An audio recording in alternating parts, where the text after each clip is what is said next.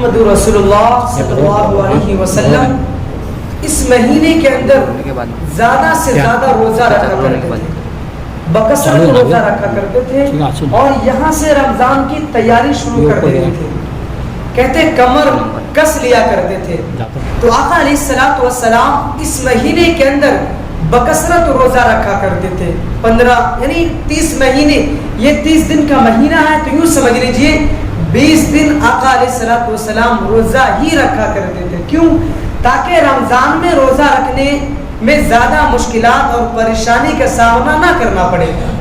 تو اس لیے ہمیں اور آپ کو ابھی سے ہی اپنے اپنے گھروں کو تیار کرنا ہے، اپنے خود کو تیار کرنا ہے، گھر والے کو تیار کرنا ہے، اور رمضان میں جو چیزیں درپیش یعنی جو چیزیں آنے والی ہے، جو چیزیں پیش لگیں گی، جس کی ضرورت پڑیں گی، اس کو ابھی سے ہمیں اکٹھا کر لینا ہے تاکہ رمضان میں ہمیں مشکلات کا سامنا نہ کرنا پڑے، رمضان کے اندر ہمیں تکلیف کا سامنا نہ کرنا پڑے، دوڑ بھاگ کا سامنا نہ کرنا پڑے۔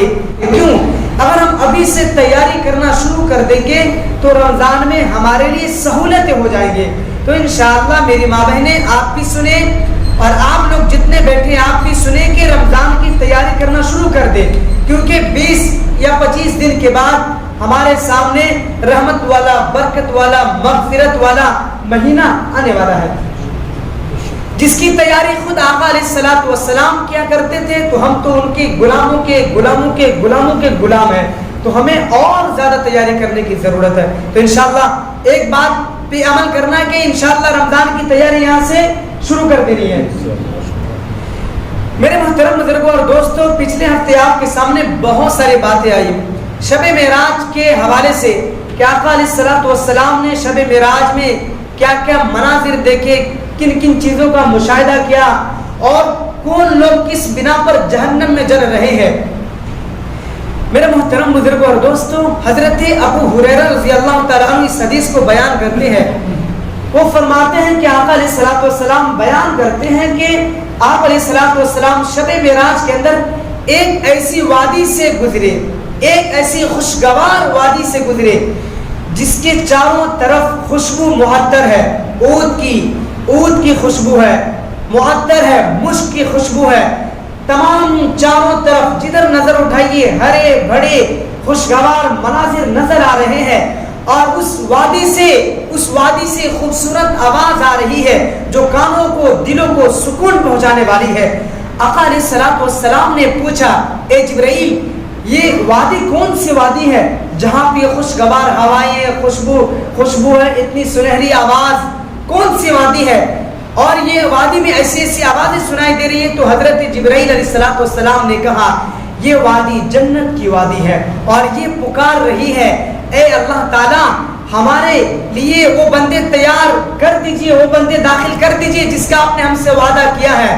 اور جنت پکار کر کے کہہ رہی کہ اللہ ہمارے اندر وہ تمام کی تمام چیزیں موجود ہے، یہ بلڈنگیں بن چکے ہیں، خوشبو آ چکی ہے، تمام کے تمام چیزیں آ چکی ہیں، بس آپ اس کے اندر اس بندے کو داخل کر دیجئے جس کا آپ نے ہم سے وعدہ کیا ہے۔ تو اللہ تعالیٰ کہتا ہے کہ اے جنت تم گھبراؤ نہیں، ہم تمہارے اندر مومن مرد، مومن عورتیں جو کبھی میرے ساتھ شریک نہ کیا ہو، کبھی میرے ساتھ کسی کا برابری نہ کیا ہو، جو ہمیشہ میری توحید کا قائل رہا ہو، جو ہمیشہ میری عبادت کیا ہو، جو میری پیروی کیا ہو، جو شیطان کے بہکاوے میں آ کر کے بے راہ روی زندگی نہ گزاری ہو، میں ایسے بندے کو تمہارے اندر داخل کروں گا۔ تو جنت یہ سن کر کے خوش ہو جاتے ہیں۔ اس کے بعد آقا علیہ الصلوۃ والسلام کا گزر ایک ایسی وادی سے ہوتی ہے جو بدبودار، اور وہاں سے آگ کے شعلے بھڑکتے ہوئے نظر آ رہے ہیں، آگ دہکتے ہوئے نظر آ رہے ہیں، بے شمار کیڑے اور نہ جانے کیسی کیسی چیزیں، گندگی نظر آ رہی ہے۔ تو آقا علیہ الصلوۃ والسلام پوچھتے ہیں، جبرائیل امین یہ کون سی وادی ہے؟ تو حضرت جبرائیل کہتے ہیں یہ جہنم ہے، اور یہ روز پکار کر کے کہہ رہی ہے، اے اللہ تعالیٰ، یا اللہ میرے آگ بھڑک چکے ہیں، میرے اندر سانپ موٹے ہو چکے ہیں، سانپ بچھو کے پیپ، ان کے زہر وافر مقدار کے اندر موجود ہے، تمام کے تمام چیزیں موجود ہیں، بس مجھے ان کے حوالے کر دے، ان لوگوں کو میرے حوالے کر دے جس کا آپ نے ہم سے وعدہ کیا ہے۔ تو اللہ تعالیٰ کہتا ہے، جہنم ہم تمہارے اندر ایسے مرد اور ایسی عورت عورتوں کو داخل کریں گے, ایسی عورتوں کو ہم تمہارے اندر داخل کریں گے جو دنیا کے اندر رہ کر کے بے راہ روی زندگی گزارے ہوں گی, جو میرے خلاف زندگی گزارے ہوں گے, جو میرے محبوب کے خلاف زندگی بسر کی ہو, جو میرے ساتھ کسی کو شرک کیا ہو, جو میرے علاوہ کسی کو پکارا ہو, جو میرے علاوہ کسی سے مدد مانگا ہو, جو میرے علاوہ کسی اور خداؤں پر یقین رکھا ہو, جو میرے علاوہ کسی اور کو مشکل میں خوشحالی میں پکارا ہو, کسی بھی معاملے میں میرے اور میرے محبوب کے خلاف جس نے بھی زندگی گزارے ہوں گی, ان تمام مرد و عورت کو تمہارے اندر داخل کروں گا. جہنم یہ سن کر کے خوش ہو جاتا ہے. تو میرے محترم بزرگوں اور دوستوں, آقا علیہ الصلوۃ والسلام نے شب معراج کے اندر ان تمام چیزوں کا مشاہدہ کیا جو ہمیں دنیا کے اندر بھی ہمارے لیے بڑی عبرت کی چیز ہیں, اور کل قیامت کے دن وہ تمام مشاہد نظر آئیں گے جیسے کہ حدیثوں میں بیان کیے گئے کہ جنت کے دروازے ہوں گے, جنت میں یہ چیزیں ملیں گی, یہ نعمتیں موجود ہیں. وہ تمام کی تمام نعمتیں آپ نے سنا ہے اس سے کہیں زیادہ انداز میں موجود ہے. میرے محترم بزرگوں اور دوستوں, جہنم کے اندر ایسا اتنی بدبودار ہے, اتنی بدبودار, حدیث پاک میں آتا ہے کہ جہنم کے اندر اتنے زہر ہے, اتنے بدبودار ہے کہ اس کا ایک بھی بند, ایک بھی لقمہ, تھوڑا سا حصہ اگر دنیا کے اندر ڈال دیا جائے تو اس کی بدبو سے دنیا کے تمام لوگ مر جائیں گے. دنیا کے تمام لوگ مر جائیں گے. جہنم کو ایسا تیار کیا گیا ہے, اور اس کے اندر اللہ کے جو خلاف زندگی گزار رہے ہیں, اللہ کے حکموں کے خلاف جو لوگ زندگی بسر کر رہے ہیں, آقا علیہ الصلوۃ والسلام کے خلاف جو لوگ زندگی بسر کر رہے ہیں, وہ تمام کے تمام لوگ اس جہنم میں جلیں گے. تو ہمیں اور آپ کو تیاری کرنے کی ضرورت ہے. میرے محترم بزرگوں اور دوستوں, یہ فتنے کا زمانہ ہے. اس زمانے میں رہ کر کے اپنے آپ کو اللہ کو راضی کرنا ہے, اللہ کے نبی کو راضی کرنا ہے, ان کے طریقے کو اپنانا ہے, کیونکہ فتنے کا زمانہ ہے.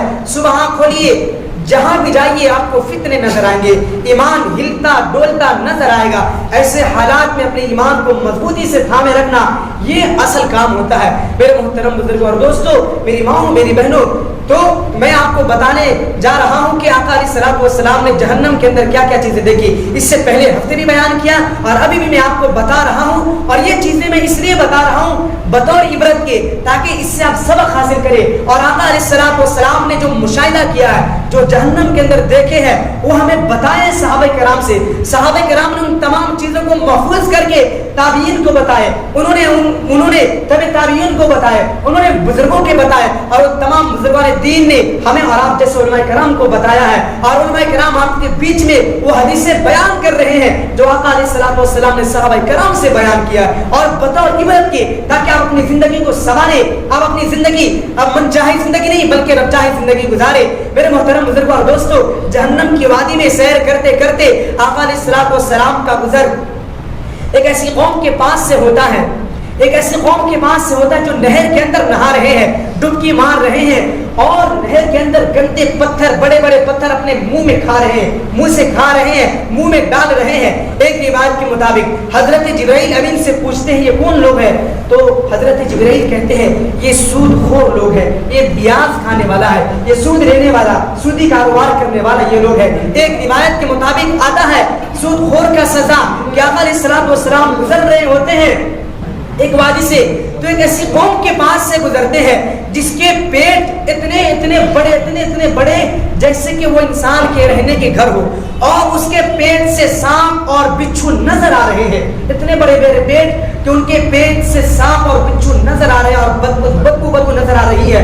آقا علیہ الصلوۃ والسلام پوچھتے ہیں یہ کون لوگ ہیں. حضرت جبرائیل علیہ الصلوۃ والسلام جواب دیتے, کہتے ہیں کہ یہ آپ کی امت میں وہ لوگ ہوں, یہ وہ لوگ ہیں, یہ ان لوگوں کی سزائیں دی جا رہی ہیں جو دنیا کے اندر سودی کاروبار کرتا ہے, جو دنیا کے اندر بیاج لیتا ہے, جو دنیا کے اندر سود لیتا ہے, سودی پہ قرض دیتا ہے, سودی پہ بیاج دیتا ہے, بیاج پہ پیسے دیتا ہے. یہ ان لوگوں کی سزائیں, ان کے پیٹ اتنے بڑے بڑے ہو جائیں گے جیسے کہ انسانوں کے رہنے کے گھر ہیں, اور اس کے اندر سے سانپ اور بچھو نظر آ رہے ہیں. میرے محترم بزرگوں اور دوستوں, سوچنے والی بات ہے. اور قرآن و حدیث میں اتنی سخت وعیدیں ہیں سود لینے والوں پر, بیاج لینے والوں پر. قرآن و حدیث میں اتنی سخت وعیدیں ہیں کہ حدیث پاک میں آتا ہے آقا علیہ الصلوۃ والسلام نے فرمایا کہ جو سود کا, بیاج کا 1 روپے بھی لے گا, 8 آنا بھی لے گا, 4 آنا بھی لے گا, وہ اپنی سگی ماں سے 70 مرتبہ زنا کرتا ہے. استغفر اللہ. ایک روایت کے مطابق اپنی 36 مرتبہ اپنی سگی ماں سے زنا کرتا ہے، سگی ماں سے. بتائیے معاشرے میں اس کا کوئی وقار ہوگا، اس کی کوئی حیثیت ہوگی جو کبھی کسی لڑکی کے ساتھ غلط بازی کر لے، جو زناکار ہو، بدکار ہو، جو اپنے جسم کی نمائش کرتا پھر رہا ہو؟ معاشرے میں اس عورت کی عزت ہوتی ہے؟ یا معاشرے میں ایسے مرد کی عزت ہوتی جو زناکار ہو، جو بدکار ہو، جو شراب پیتا ہو، جو کھلم کھلا گناہ کرتا ہو؟ نہیں نا. ایسی ہی اللہ کے نبی صلی اللہ علیہ وسلم نے فرمایا جو بیاض کا، سودی کا 1 روپے یا کاروبار کرتا ہے، 1 روپے بھی لیتا ہے، وہ اپنی سگی ماں سے 36 مرتبہ زنا کرتا ہے، 37 مرتبہ زنا کرتا ہے. اتنی حدیث کے اندر اس کی ممانعت کی گئی ہے، اتنی ممانعت کی گئی ہے. اور قرآن کریم میں فرمایا گیا، اللہ تعالیٰ نے فرمایا انما حرم علیکم الربا، اللہ تعالیٰ نے ربا کو حرام قرار دیا ہے. ربا اسی کو کہا جاتا ہے سودی کاروبار کو، ربا بیاض کو کہا جاتا ہے کہ ہم کسی کو 10 روپے دیے اور اس پر ہم اپنا ٹیکس جاری کر دیے تو اس کو بیاض کہا جاتا ہے، اس کو سود کہا جاتا ہے. ہم جو کسی کو قرض دے رہے ہیں اس کے اوپر ہم اشترا پیسہ جو لے رہے ہیں وہ گناہ کا کام ہے اور بڑی سخت وعیدیں ہیں، بڑی سخت وعیدیں، اتنی سخت وعیدیں ہیں کہ اللہ تعالیٰ نے اس کو حرام قرار دیا ہے. اور حرام ہی نہیں بلکہ اللہ تعالیٰ نے کہا ہے، قرآن کریم کی آیت ہے، 4 پارہ کی آیت ہے، 4 یا 3 پارہ کے اندر آیا اللہ تعالیٰ نے کہا ہے کہ قیامت کے دن جو سودی کاروبار کرے گا، جو سودی کاروبار کرے گا، لین دین کرے گا، اس پر لکھا پڑھی کرے گا یا اس پر گواہ بنے گا، 4 لوگوں کو ایسی سزائیں ہے. اللہ تعالیٰ کہہ رہا ہے کہ کل قیامت کے دن میں اور میرا رسول اس سے جنگ کروں گا. اس کے ساتھ اعلان جنگ ہے جو بیاض اور سودی کاروبار کرتا ہے. اللہ تعالیٰ کہہ رہا ہم انسان سے لڑ نہیں سکتے، ہم سے جو تھوڑے پیسے زیادہ ہے جس کے پاس ہم اس سے لڑ نہیں سکتے، ہم سے جو زیادہ طاقتور ہے ہم اس سے لڑ نہیں سکتے. بتاؤ اللہ اور اس کے رسول کل قیامت کے دن اس کے ساتھ جنگ کریں گے، اس کے ساتھ لڑیں گے، اس کے ساتھ جنگ کریں گے جو سودی کاروبار کرتا ہے. کیا ہم برداشت کر پائیں گے؟ اتنی سخت وعیدیں کیوں کر رہے ہیں؟ ایسی زندگی میں کیوں ملوث ہے؟ آج مسلمان بھی کافی تعداد میں اس کاموں میں جڑے ہوئے ہیں. میرے محترم بزرگوں اور دوستوں، یہ حرام کام ہے اور ایسا کام آپ ہرگز نہ کریں. کیوں؟ اللہ تعالیٰ اس کی سخت مخالفت کیوں ہے؟ اس کے سخت مخالفت اس لیے ہے کہ میرے محترم بزرگوں اور دوستوں 25ویں پارے کی آیت ہے وَيَبْسَطَ اللَّهُ الرِّزْقَ لِعِبَادِهِ. اللہ تعالیٰ نے دنیا کے اندر ایک جیسے بندے نہیں بنائے بلکہ کچھ لوگوں کو مالدار بنایا، کچھ لوگوں کو غریب بنایا، ہے نا. سب کو مالدار ہی نہیں بنایا، سب کو غریب ہی نہیں بنایا. اس کے پیچھے بھی حکمت ہے.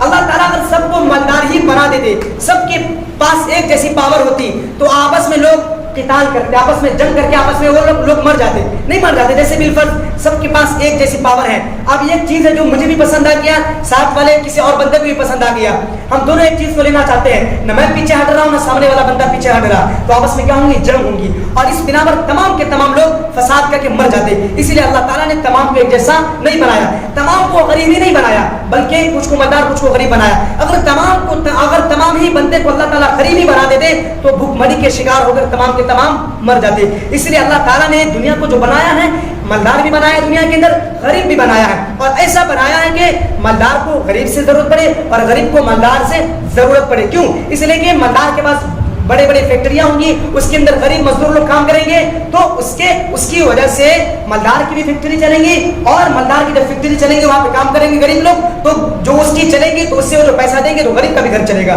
تو اللہ تعالیٰ نے دنیا کے نظام کو ایسا بنایا ہے کہ دونوں کے ایک دوسرے کی ضرورت پڑے، مالدار کو غریب کی اور غریب کو مالدار کی ضرورت پڑے. اسی لیے اللہ تعالیٰ نے سودی کاروبار کو حرام قرار دیا ہے کہ مان لیجیے آپ کے پاس قرض لینے وہی بندہ آتا ہے جو غریبی کی زندگی گزار رہا ہے، جس کے پاس کچھ نہیں ہے، جس کے پاس کچھ ہے موجود ہے، سب کچھ موجود ہے، وہ آپ سے پیسہ کیوں لیں گے؟ پیسہ آپ کے پاس لینے وہ نہ آئیں گے جس کے پاس کچھ نہیں ہے. تو جو محتاجی کے عالم میں آپ سے پیسہ لینے آ رہا ہے، آپ اس پر ٹیکس لگا کر کے اور اس کو غریب سے غریب بنا دیتے ہیں. اور ان اللہ لا یحب الظالمین، اللہ تعالیٰ ظالموں کو پسند نہیں کرتا ہے. یہ ظلم ہو گیا. میرے محترم بزرگوں اور دوستوں، اللہ تبارک و تعالیٰ نے اگر آپ کو نوازا ہے، اگر آپ کے دروازے پہ کوئی بندہ آ گیا تو یوں سمجھ لیجئے وہ آیا نہیں ہے بلکہ اللہ نے آپ کو بھیجا ایسے بندے کو. کیوں؟ اللہ نے آپ کو نوازا ہے اس لیے آپ کے پاس ایسے بندہ بھیجا ہے. اور یہاں پہ آپ کے لیے امتحان کی گھڑی ہوتی ہے. امتحان کی گھڑی ہوتا ہے کہ اب کوئی بندہ آ گیا ہے اور اللہ نے ہمیں نوازا بھی ہے تو ہم دے رہے ہیں کہ نہیں دے رہے ہیں بندے کو آزمانے کے لیے کہ یہ بندہ کیسا ان کے ساتھ ویوہار کرتا ہے، کیسا ان کے ساتھ برتاؤ کا معاملہ کرتا ہے. اگر اس بندے کو ہم نے للکار کر کے بھگا دیا، اس کا دل دکھا، اللہ تعالیٰ ہمارے اوپر مصیبتیں ڈالنا شروع کر دے گا. اس لیے کہ صحابہ کرام سے اللہ کے نبی صلی اللہ علیہ وسلم نے پوچھا بتاؤ سب سے بہترین چیز کیا ہے؟ صحابہ کرام نے کہا سب سے بہترین چیز نماز ہے، کیونکہ نماز افضل ہے۔ اللہ کے نبی نے کہا یقیناً یہ افضل ہے، احسن ہے۔ پھر فرمایا لیکن میرا پوچھنے کا منشا وہ نہیں ہے، بلکہ تم بتاؤ سب سے بہترین چیز کیا ہے؟ فرمایا روزہ ہے، کیونکہ یہ بھی فرض ہے اور اللہ تعالیٰ اس کا بدلہ خود ادا کرتا ہے۔ اللہ کے نبی نے کہا یقیناً روزہ احسن ہے، افضل عمل ہے، اچھی بات ہے۔ اسی طریقے سے لیکن میں جو پوچھنا چاہ رہا ہوں وہ نہیں ہے۔ اسی طریقے سے صحابہ کرام سے پوچھتے گئے، صحابہ کرام نے کہا نماز ہے، روزہ ہے، حج ہے، زکات ہے، یہ ساری چیزیں بتا دے گئے، لیکن اللہ کے نبی صلی اللہ علیہ وسلم نے کہا جو میں پوچھنا چاہ رہا ہوں وہ نہیں تم بتا رہے ہو۔ تو صحابہ کرام نے عرض کیا اللہ کے نبی آپ خود ہی بتا دیجئے۔ تو جناب محمد رسول اللہ صلی اللہ علیہ وسلم نے فرمایا کہ جس کے دل صاف ہو تمام انسانوں کے لیے وہ سب سے بہترین ہے، یہ عمل سب سے بہترین ہے۔ اور حدیث پاک میں آتا ہے کہ کسی انسان کی دل، کسی بندے مومن کا دل دکھانا خانہ کعبہ کے برابر ہے، خانہ کعبہ کے ڈھانے کے برابر ہے۔ تو میرے محترم بزرگوں اور دوستو، کل قیامت کے دن ہمارے وزن ترازو کے اندر جو سب سے زیادہ وزنی چیز ڈالی جائے گی وہ حسن اخلاق ہوگا، وہ اچھا برتاؤ ہوگا، ہمارا کردار ہوگا، جو سب سے بہترین چیز ڈالی جائے گی۔ اور فرمایا اکمل المؤمنین ایمانا احسنهم خلقا، کہ ایمان والوں میں زیادہ کامل ایمان والے وہ لوگ ہیں جس کے اخلاق سب سے زیادہ اچھے ہیں، جس کے اخلاق سب سے زیادہ اچھے۔ انسان نماز تو پڑھ رہا ہے، شریعت کے مطابق زندگی گزار تو رہا ہے، لیکن لوگوں کے ساتھ ملن جلن اس کا ٹھیک نہیں ہے، تو مکمل ایمان والا نہیں ہے۔ مکمل ایمان والا انسان وہ بھی بن سکتا ہے جبکہ وہ شریعت کے مطابق زندگی بھی گزار رہا ہو اور ساتھ ساتھ اس کا لین دین، اس کے معاملات، اس کا اخلاق، اس کا رہن سہن بھی لوگوں کے ساتھ ٹھیک ہو، تو یہ بندہ مکمل ایمان والا ہے۔ لیکن اگر ہم نماز پڑھ رہے، روزہ رکھ رہے ہیں، دعوت و تبلیغ کا کام کر رہے ہیں، لیکن ہمارا کردار ٹھیک نہیں ہے، ہمارا اخلاق ٹھیک نہیں ہے، ہمارا معاملات ٹھیک نہیں ہے، تو ہم مکمل ایمان والا نہیں ہے۔ کیوں؟ حدیث میں اکمل المؤمنین ایمانا احسنهم خلقا، زیادہ قابل ایمان والے وہ لوگ ہیں جس کے اخلاق زیادہ اچھے ہیں۔ میرے محترم بزرگوں اور دوستو، تو سودی کاروبار یہ سب کی سب چیزیں حرام ہیں، جو اس میں ملوث ہے وہ توبہ کرے، یہ بہت بڑا گناہ ہے، بہت بڑا گناہ ہے۔ یہاں بھی اس کی سزا ملے گی اور وہاں بھی کل قیامت کے دن اس کی سزائے اللہ کے نبی صلی اللہ علیہ وسلم نے بتا دی گئی ہے اور قرآن میں بھی موجود ہے۔ میرے محترم آخری واقعہ، آخری بات کہ آقا علیہ الصلوۃ والسلام ایک وادی سے گزرے تو ایک عورت کو دیکھے، وہ ننگی اور الٹی لٹکی ہوئی ہے، الٹی لٹک رہی ہے اور اس کو سزائیں دی جا رہی ہے، فرشتے اس کو مار رہے ہیں۔ تو آپ علیہ الصلوۃ والسلام حضرت جبرائیل سے پوچھے کہ جبرائیل امین یہ کون عورت ہے جو الٹی لٹکی ہوئی ہے اور اس کو یہ سزائیں دی جا رہی ہے، اس کی زبان اس کے ہاتھ سے لمبی باہر لٹک رہی ہے، کون عورت ہے؟ تو حضرت جبرائیل علیہ الصلوۃ والسلام نے فرمایا یا اللہ کے نبی صلی اللہ علیہ وسلم آپ کی امت میں سے یہ وہ بدکار عورت ہے جو اپنی جسم بیچا کرتی تھی، جو اپنی جسم بیچا کرتی تھی، اپنے جسم کی نمائش کیا کرتی تھی۔ اللہ نے اس کو خوبصورتی سے نوازا تھا تو میک اپ کر کے اپنے حسن کو دنیا والوں کے سامنے دکھاتی پھر رہی تھی، آج اس کی یہ سزائیں ہو رہی ہے۔ تو میری ماؤں، میری بہنوں، آپ اپنا کریکٹر، آپ اپنا اخلاق کو سنوارو، اس لیے کہ آج اگر آپ، اللہ نے آپ کو خوبصورتی سے نوازا ہے، اگر آپ اس کی حفاظت نہیں کریں گے، اگر آپ کے چہرے پہ، آپ کے جسم پہ کسی غیر محرم کی نظر پڑ رہی ہے تو یوں سمجھ لیجیے آپ زیادہ گنہگار ہیں۔ اس لیے کہ اللہ کے نبی صلی اللہ علیہ وسلم نے فرمایا کہ وہ عورت جنت کی خوشبو نہیں پا سکتی، وہ عورت جنت کی خوشبو نہیں پا سکتی جو بن سور کے خوشبو لگا کر کے مردوں کے سامنے سے مارکیٹنگ کر رہی ہو۔ وہ عورت جنت میں جانا تو دور کی بات، جنت کی خوشبو تک بھی اسے میسر نہیں ہوگی جو اپنے جسم کی نمائش کرتا پھرے گی۔ تو اس لیے نہ تو پائل پہن کر کے باہر نکلے، نہ تو خوشبو لگا کر کے باہر نکلے، نہ تو چہرہ دکھا کر کے باہر نکلے، نہ تو ٹائٹ کپڑے پہن کر کے باہر نکلے، بلکہ شریعت کے دائرے میں رہ کر کے آپ ہر کام کر سکتے ہیں جو اللہ تعالیٰ نے حلال لکھا ہے، وہ تمام کے تمام کام کر سکتے ہیں شریعت کے دائرے میں رہتے ہوئے۔ اگر شریعت کے خلاف آپ زندگی بسر کر رہے ہیں تو اللہ کے نبی نے فرمایا جیسی عورتیں گزرتی ہے اس کے ساتھ ایک شیطان بھی ہوتا ہے اور اس کے دل کو بہلاتا پھرتا ہے۔ تو میرے محترم بزرگوں اور دوستوں، میری ماؤں بہنوں، آپ بھی سزائیں سے بچیں، اور اگر آپ نمائش کرتا پھرے گی، آپ کی وجہ سے کوئی نوجوان آپ کو دیکھ رہا ہے، وہ گناہ آپ کو بھی ملے گا، اس نوجوان کو بھی ملے گا، لیکن نوجوان کو جتنا گناہ ملے گا دیکھنے کا، اتنا گناہ اس کے بھی گناہ آپ کے سر ہی جائے گا، کیونکہ آپ نے اس کو دیکھنے پر مجبور کیا ہے۔ اس لیے آپ شریعت کے مطابق زندگی گزارنا شروع کریں گے انشاءاللہ۔ جو بھی شریعت کے خلاف ہم لوگ کامیں کر رہے ہیں انشاءاللہ وہ آئندہ سے نہیں کریں گے، انشاءاللہ نہیں کریں گے۔